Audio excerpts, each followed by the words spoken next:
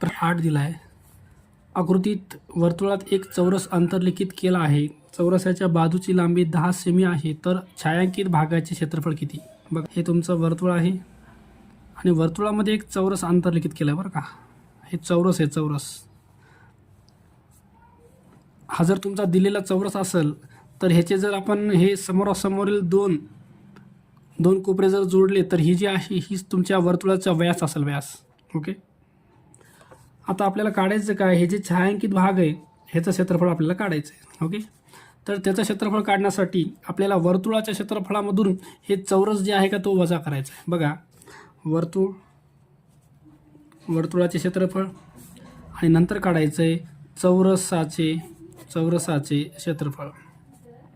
वर्तुळाचे क्षेत्रफळाचं सूत्र आहे पाय आर वर्ग आणि चौरसाच्या क्षेत्रफळाचं सूत्र आहे बाजूचा वर्ग. ओके. आता बघा, आपल्याकडे दिले काय, आपल्याकडे फक्त चौरसाची बाजू आहे 10. टाकून द्या चौरसाची बाजू 10, 10चा वर्ग करा. चौरसाचं क्षेत्रफळ आलं तुमचं 100 चौरस सेमी. हे तुमचं चौरसाचं आलं बरं का. आता वर्तुळाचं काढायचं आहे. वर्तुळाचं आपल्याकडे काहीही नाही आहे बरं का. तर ही चौरसाची बाजू किती आहे? 10 आहे. ही बाजू 10 आहे, ही बाजू 10 आहे. इथं तुम्हाला 90 डिग्री टाकता येतं, कारण जर हे व्यास असेल तर व्यासाने अंतर्लिखित केलेला जो कोन आहे तो 90च असतो बरं का. मग याच्यावर पायथागोरस वापरू आपण आणि हा व्यास काढू, व्यास. आणि व्यास भेटला की त्याला अर्ध केलं की आपल्याला रेडियस भेटेल, त्रिज्या. ओके.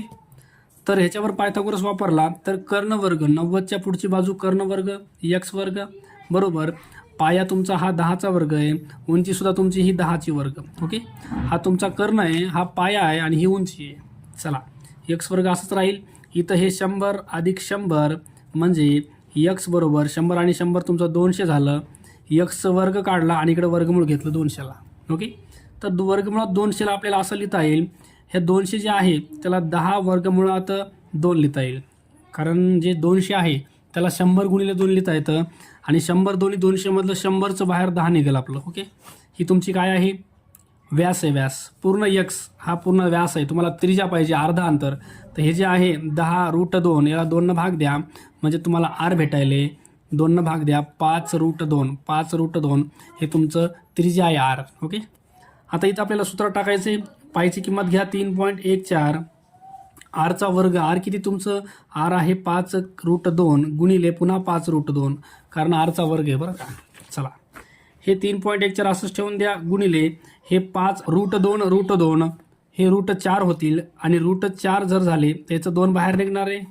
3.14 गुणिले 25 गुणिले ह्याचं तुमचं 2 बाहेर येणार आहे. घेऊ हे 3.14 असेच राहतील. 25 आणि 2चा गुणाकार हा येतो 50. ओके. हे शून्य कटला, 0.1 पुढं आला म्हणजे 31.4 गुणिले 5 राहिलं. ओके. आता 5 गुणा 5 चोक 20ला 0, हातचा 2, 5 1 5 2 7 आणि 5 3 15. 1 नंतर पॉईंट, हा 1 नंतर पॉईंट म्हणजे उत्तर आलं तुमचं 157. ओके. आता हा जो आहे हा तुमचं वर्तुळाचं क्षेत्रफळ आहे आणि वर्तुळामधून बघा हे वर्तुळ आहे, वर्तुळामधून जर चौरस मायनस केला तर हे बाहेरचा अंतर्लिखित भाग तुमचा उरणार आहे. ओके.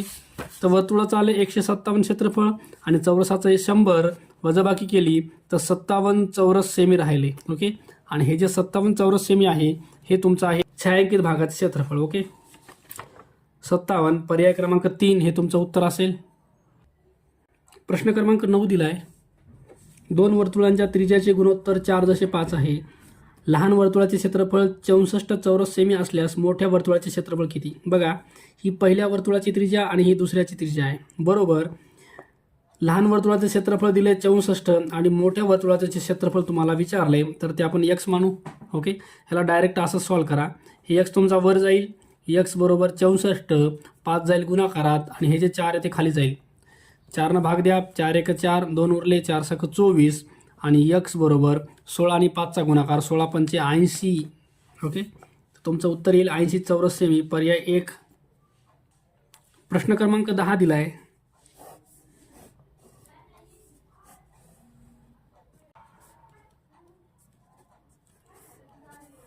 ओके.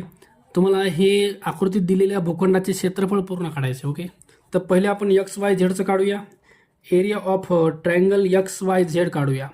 ह्याच्यामध्ये हाफ इंटू बेस तुम्हाला YZ घेता येतो आणि हाईट तुम्हाला XY घेता येते. ओके. गुणाकारात हाफला हाफ इंटू वाय झेड किती आहे 15 आहे गुणिले एक्स वाय हाईट आहे तुमची 8, 2 भाग द्या, बेचोक 8 आणि 15 आणि 4चा गुणाकार 60. तुमचा हा जो त्रिकोण आहे ह्याचा एरिया आलाय 60 ओके चौरस मीटर. आता दुसरा जो त्रिकोण आहे एक्स डब्ल्यू झेड त्याचा काढायचा आहे. एक्स डब्ल्यू झेडमध्ये आपल्याकडे बेस जो आहे का base x Y base x Z आपल्याकडे नाही आहे. तर इथला बेस काढण्यासाठी आपण हा 90 असल्यामुळे इथं पायथागोरस वापरून हे बेस काढू शकतो ओके. तर एक्स वाय झेडमध्ये कर्ण कोणता आहे एक्स झेड, कर्ण वर्ग एक्स झेड वर्ग बरोबर पाया वर्ग तुमचा वाय झेड वर्ग प्लस उंची आहे एक्स वायचा वर्ग. चला हे किती आहे तुमचं 15चा वर्ग प्लस हे आहे तुमचा 8चा वर्ग 225 प्लस 8चा वर्ग 64. बेरीज करून घ्या 9 8 2 तर हे यायला 289 ओके.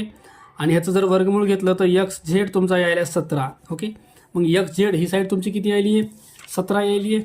आता आपण ह्याच्यामध्ये त्रिकोण एक्स डब्ल्यू झेडमध्ये फॉर्म्युला वापरू शकतो बघा. Area of triangle X W झेडमध्ये हाफ इंटू इथं बेस घ्यायलो मी एक्स झेड इंटू हाईट घ्यायलो डब्ल्यू एम. चला टाका किंमत. एक्स झेड आहे तुमचा 17 आणि डब्ल्यू एम आहे तुमचं 6 ओके. 2ने भाग द्या याला, 2ने इथं भाग द्या 3 झालं आणि 17 त्रिक हे झालं 51 चौरस मीटर. हे झाले तुमचे दोन्ही पण क्षेत्रफळे. आता या दोघांची तुम्हाला बेरीज करायची बरं का. तुम्हाला एकूण क्षेत्रफळ विचारले तर एकूण क्षेत्रफळासाठी हे जो पहिला त्रिकोण आहे एक्स वाय झेड याचा आहे तुमचा एरिया 60 आणि ह्याचा आहे तुमचा 51. बेरीज करून घेऊ 1 6 आणि 5 11 तर हे तुमचा यायला 111 चौरस मीटर ओके. तर पर्याय दिले 111 पर्याय 2 हे तुमचं उत्तर असेल.